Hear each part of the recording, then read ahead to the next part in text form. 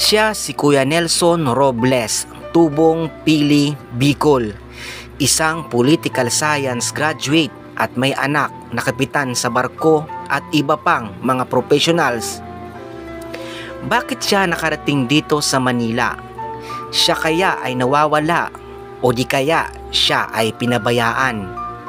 Alamin po natin ang kwento ni Kuya Nelson dito po sa aking channel, Uragon Pinoy.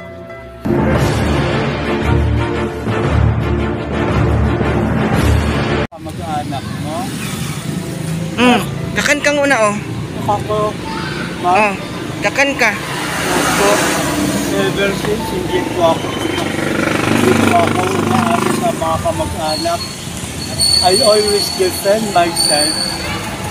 Ever since during my school days, I did not listen to my relatives, either my family. Kaya, ma'am, nakikiusap ako. Wag mo akong i-ano sa mga kamag-anak ko na pag-uwi ng tulong.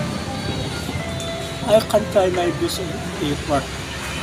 Na I can survive this. I always put in my mind, maybe this is a part of trial or a challenge of the only one creator.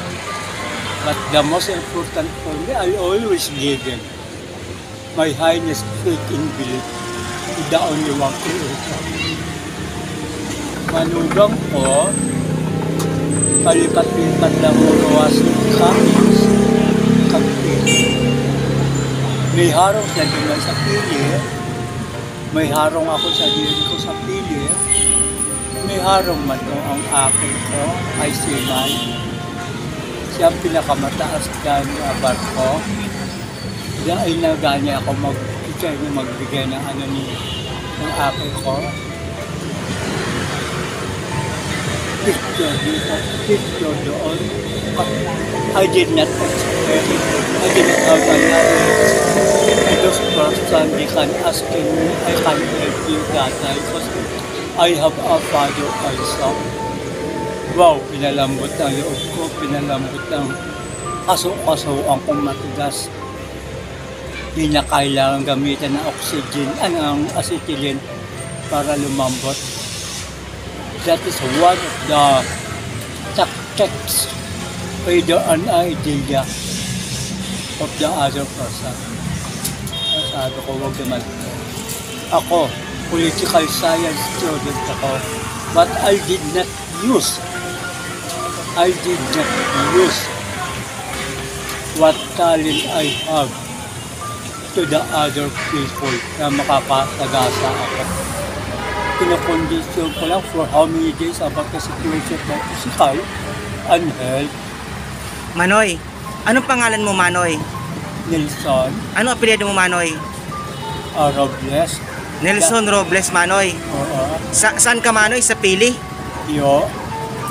Kung gusto niyo ako personal na makita at makausap, through the good office of Vice Governor of Bicol, Naga Manang Mel Papin. Manang Mel. Yo.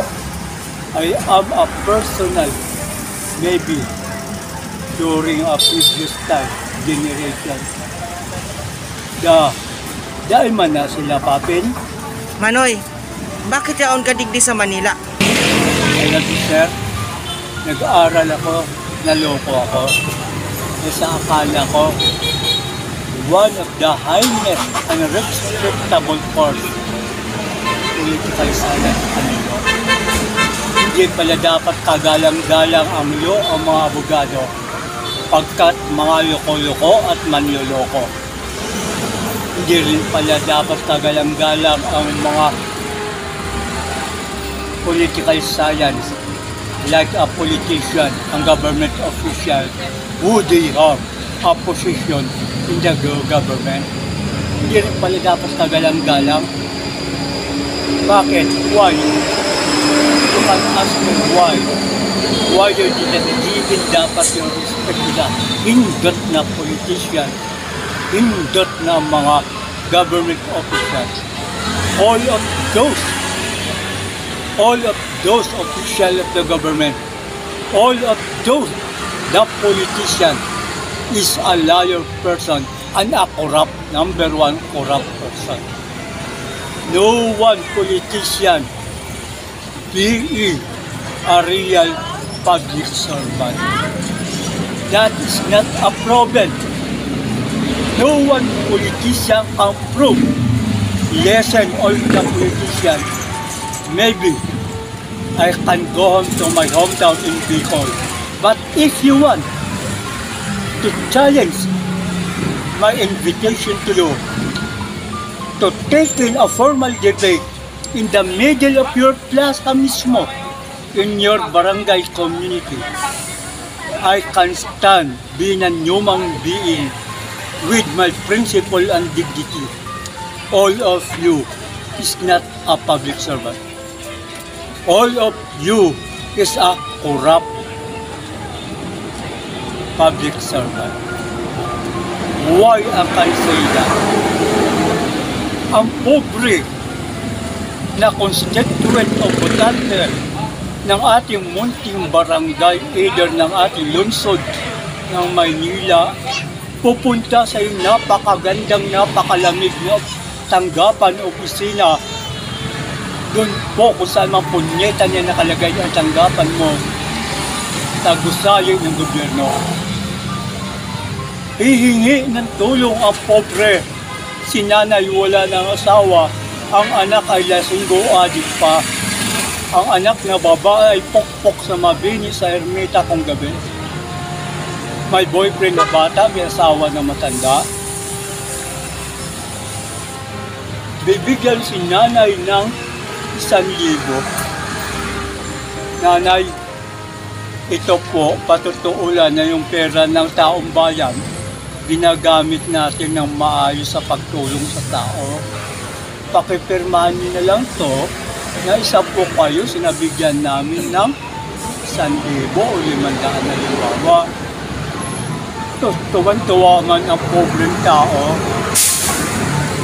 Salamat, ikaw lang ang politikong nagbigay sa akin ng 500. Lahat po nahanapan ako. Botante ka ba dito? Do you have a barangay certificate?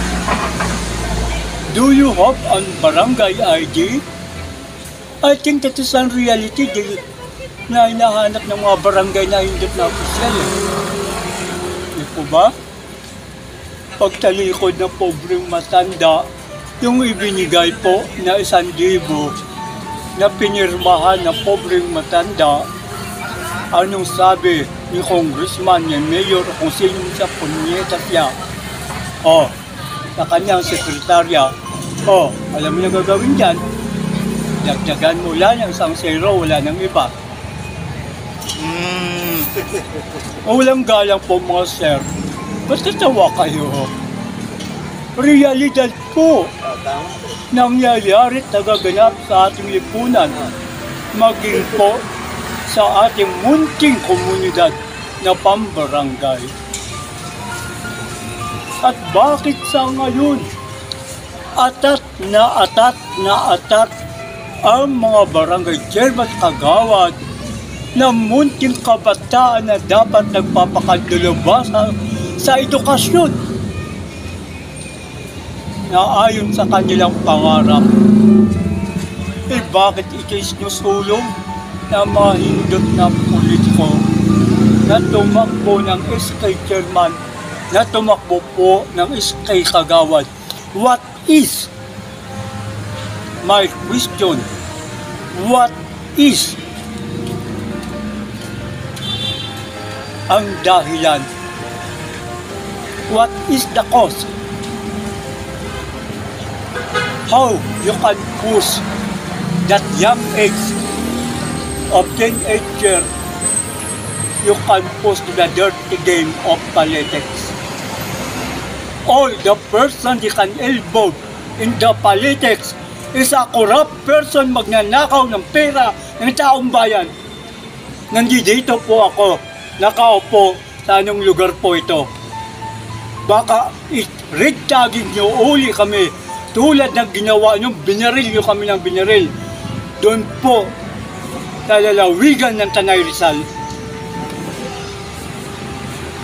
Nagkataon na po ako inanyayahan ng mga magsasaka at mangingisda ng pamalakaya ng Rosario, Cavite